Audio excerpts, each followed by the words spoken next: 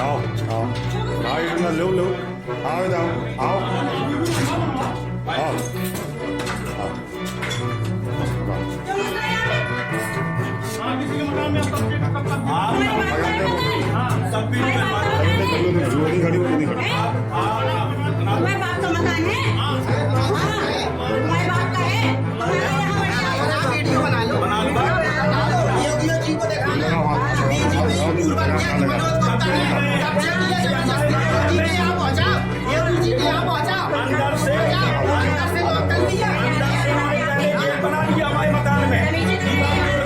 उसके बाद हमारे मकान में बाहर से ताला हमारा पड़ा, अंदर से अंदर से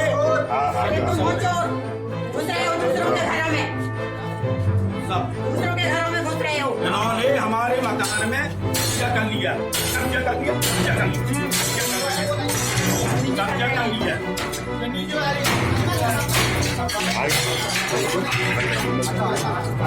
हाथ लगाओ। बहन जी आपसे निवेदन है, आपसे हम नहीं आपसे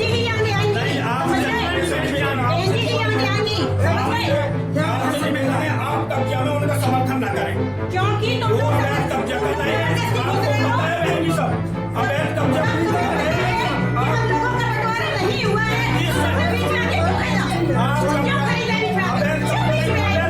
करेंगे बंटवारा न होगा। आप ये बताइए, आपने हमारे मकान लेने के बाद दुनियादारी कर रही है, पहले आपने दोनों पे बात की है जब उनके पास उन्होंने हमें पूरे मकान में अंदर बाहर दिखाया, हमने खरीदा उनसे, उनको पेमेंट दिया। आप बताओ फ्री में दिया है हमने, नंबर 1 में रुपया दिया है, रुपया दिया है। बीच में आके घुस गए, ऊपर से उतर रहे बदतमीजी। नीचे दबा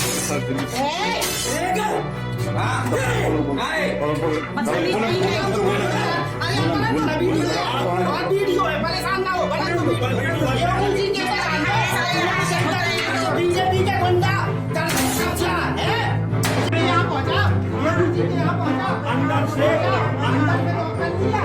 हमारे पहले गेट बना दिया हमारे मकान में, दीवार तोड़ के, उसके बाद हमारे मकान में बाहर से ताला हमारा पड़ा, अंदर से सरिया, अंदर से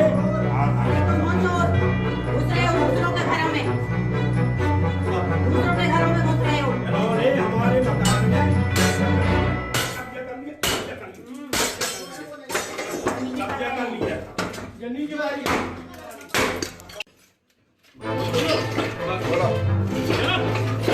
बस आ गए अरे आ गए अंदर, आप बैठो अपने घर में। चलो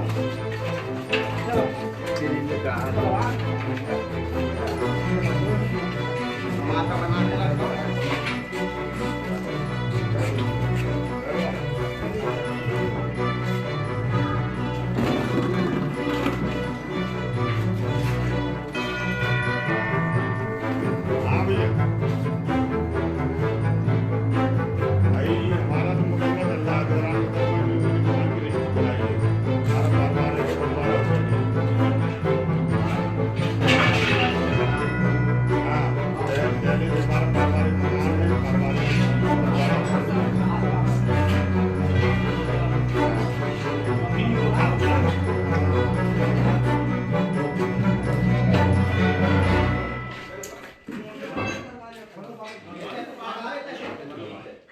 मेरे मकान में इस समय अभी कुछ 20 गुंडों ने करीब जो है हमला किया।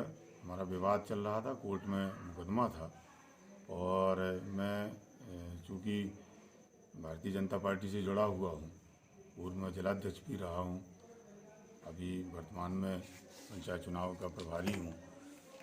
राठ विधायक और उनके पति लेखराम अनुरागी की जो भूमाफिया टीम है, उसके साथ एक ब्रजेश खरे करके स्वयंभू नेता है, हिंदू नाम करके एक संगठन में लिखता है और विवादित ज़मीनों में कब्जा करता है जबरन जाके।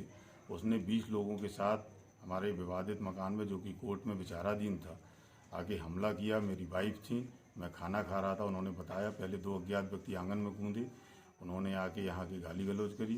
फिर उसके बाद ये करीब आधा घंटे बाद 15-20 लोग काफ़ी हथियारों के सहित वो शब्बाल घान वो ये सारी चीज़ें लेके आए और उन्होंने, मेरी पत्नी ने भी मना किया, सामने खड़े होकर कुल्हाड़ी सारी चीज़ें लेके आए, दरवाज़ा फाड़ा।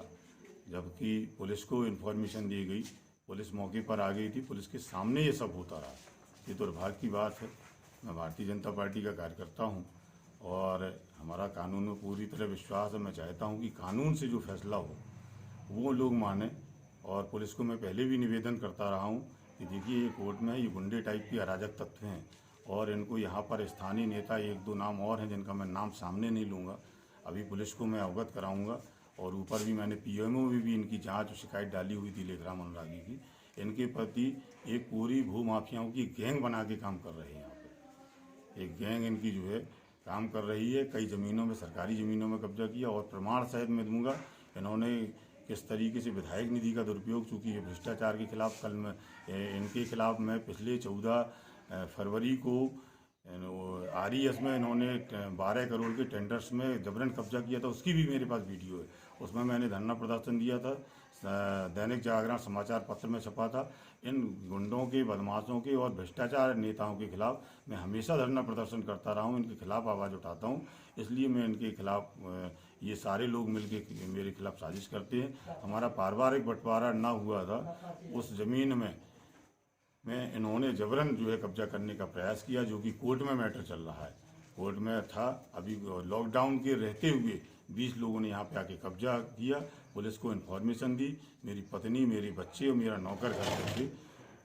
जब लोगों ने उसी समय, एक मित्र मेरे, जब बात हुई है तो मैंने, एक मित्र भी हमारे आ गए थे, उन्होंने देखा तो इसको लाइव भी चलाया और उस समय वो लाइव भी चला है। दुर्भाग्य की बात है कि जब ये हम लोगों के साथ हो गया तो जन सामान्य कतई सुरक्षित नहीं है। और विधायक, जो यहाँ की विधायक मनीषा अनुरागी हैं, उनके पति और परिवार, पूरे खानदान का पूरे इस पर कब्जा है। विधायक निधि, गुंडागिर्दी, नंबर 2 के काम, गले की खरीद और जितनी ठेकेदारी उन पर कब्जा, जितने दारू के ठेके हैं उन पर वसूली, थानों से वसूली, विभागों से वसूली और कई चीज़ों के मैं प्रमाण दूंगा, मेरे पास प्रमाण है इस बात की। और इन सारे लोगों के साथ एक बहुत बड़े, एक बहुत क्रिमिनल व्यक्ति हैं जो राजनीतिक भी रहे, वो भी इनके साथ में रहते हैं। उनका मैं नाम यहाँ नहीं लूँगा, लेकिन मैं आगे अधिकारियों को ज़रूर बताऊँगा, उनकी भी इसमें संज्ञान लिए। मेरे परिवार का, सब लोगों की जान खतरे में है और मेरे साथ कोई भी दुर्घटना घट सकती है। और मैं आप लोगों के माध्यम से ये बात उठाना चाहता हूँ कि माननीय योगी जी तक, माननीय प्रधानमंत्री मोदी जी तक, हमारे गृह मंत्री अमित शाह जी तक ये बात पहुँचे। और मैं मेरे पिता नगर संघ चालक रहे, मैं इतना पुराना कार्यकर्ता हूँ, मेरे साथ ये हो सकता तो मैं कल्पना कर सकता क्या है।